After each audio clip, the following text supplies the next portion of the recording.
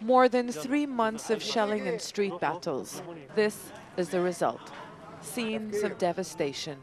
Large areas of the Nahr al-Barid camp have been reduced to rubble.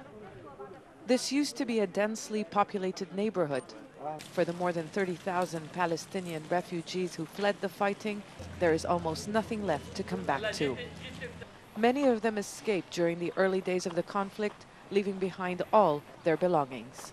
My message is clear and very open, telling the Palestinians what we have promised them when they left the camp, that their exit was temporary and their return is assured, and the camp will be rebuilt. People's livelihoods have been shattered by the worst internal violence this country has witnessed since the end of the Civil War in 1990.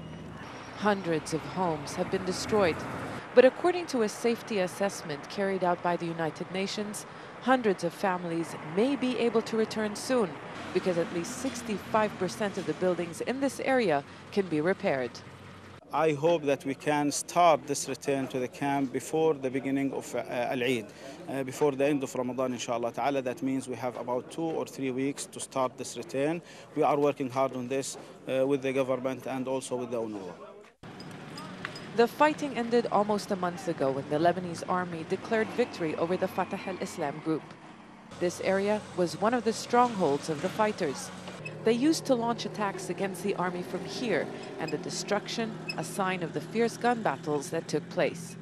But the army's victory came at a heavy price. They lost almost 170 soldiers. This is the first time journalists have been given access to the Nahr al-Barid camp since the crisis began on May the 20th. But the Lebanese army is only allowing us to film in this area, which is known as the new camp.